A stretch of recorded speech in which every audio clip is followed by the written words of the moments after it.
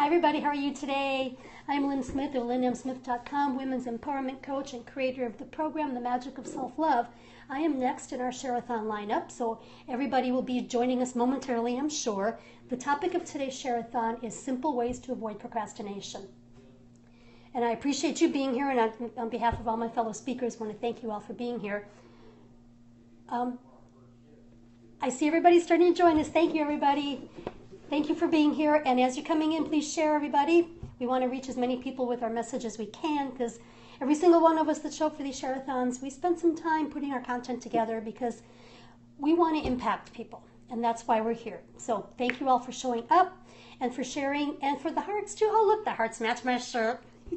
I am Lynn Smith of lynnmsmith.com, a women's empowerment coach and creator of the program, The Magic of Self-Love. Yes, everybody, welcome to the Share-a-thon. Today's topic is simple ways to avoid procrastination, and I am our next speaker. And one of the benefits of being on our Share-a-thons is hearing so many different perspectives. We always have a topic, and then everybody kind of puts their own spin on it. Because when it comes to advice, there is no one-size-fits-all. So it's nice to hear different perspectives and different points of view. And what I want to share with you today is some of the things that I do myself to help with. Hey, Darcy, I'm so glad you're here. You're always always so getting tongue-tied. Always so nice to see you show up. But I want to talk about some of the things that I have done myself to help with my procrastination, because just like everybody else, I feel procrastination, I feel overwhelmed. There are times that I feel stuck. So I'm going to walk you through some of the things I've done, and hopefully, they'll benefit you too. One thing I have noticed though, when I start to go into procrastination, I've got my to-do list and it's kind of lengthy. That procrastination also comes with some overwhelm. And I look at my list and I go, holy shit, where do I even start? So it's kind of like a two-edged sword. So what I have done, and I accidentally stumbled upon this, but what I do for me is I kind of play mind games with myself. I'll look at my list and I'll think, what is something easy, something fast that I can do and get off my list? And it will be something completely unrelated to the really important stuff that I have to get done. And it may seem counterintuitive to focus on the menial little things on my list when I've got these big looming projects staring up off my planner. But it kind of plays with my head in a really positive way. So what I'll do is I'll look at my list and I'll find something quick and easy to do, trick myself exactly, that is completely unrelated to anything important that has to get done. And I have to actually talk myself into it, because I'll be staring, I don't have my planner in front of me. I'll be staring at my planner and I'll decide what to do, and I still, it can be like a 30-second task. I still have to talk myself into it because I'm paralyzed by overwhelm, I'm paralyzed by procrastination. I can't get myself to do anything. I finally talk myself into it, something completely unrelated to anything that's important. But that act of crossing it off my list, actually taking my pen and crossing it off my list, now I look down at my to-do list like, oh look, I just did something. It was something totally stupid, but I just did something. And then that motivates me. I look at my list again. What else can I do? And I'll find something else that takes very little time, and again, completely meaningless to anything important. But when I have to talk myself into doing that, it takes less time. Now I don't have to talk myself into it as long as I had to talk myself into the first thing.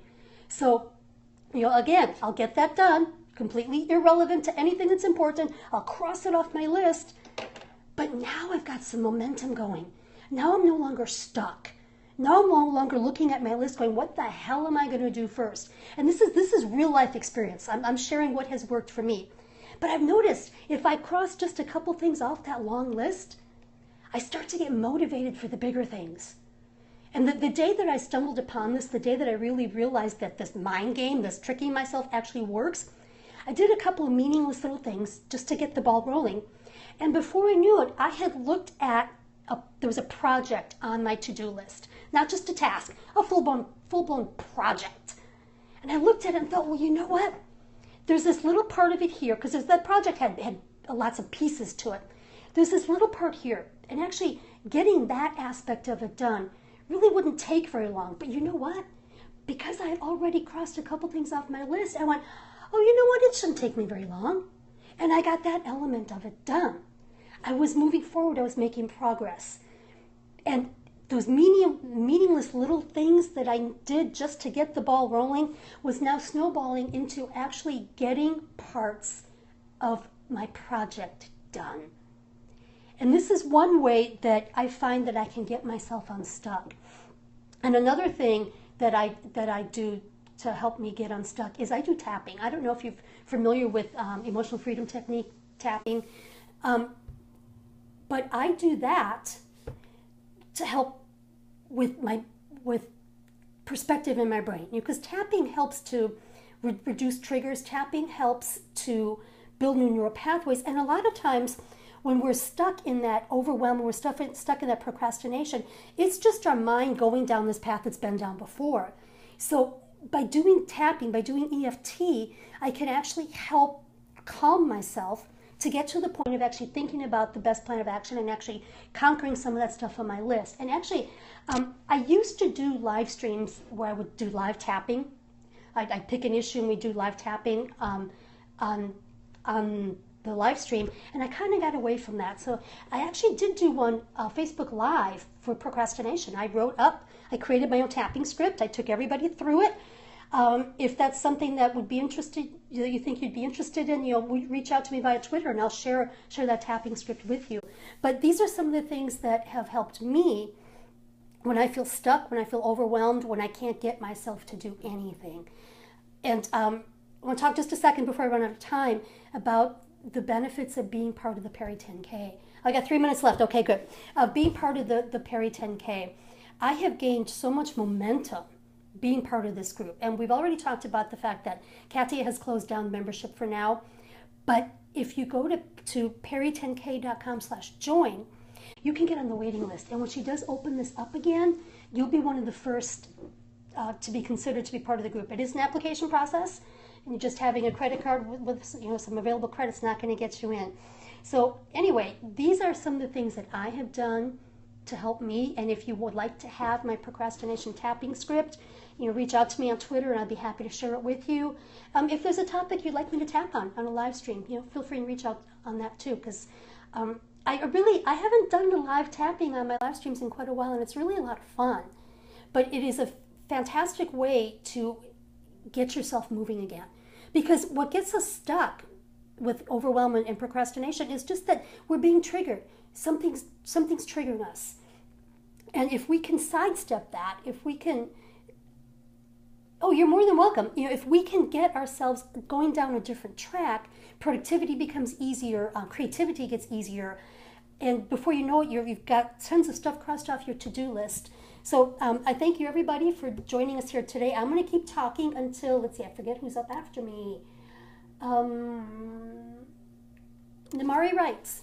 She's up next. Yeah, follow her. She's our next speaker. Somebody was kind enough to put her in there right there. So follow her. She will be closing us out for today.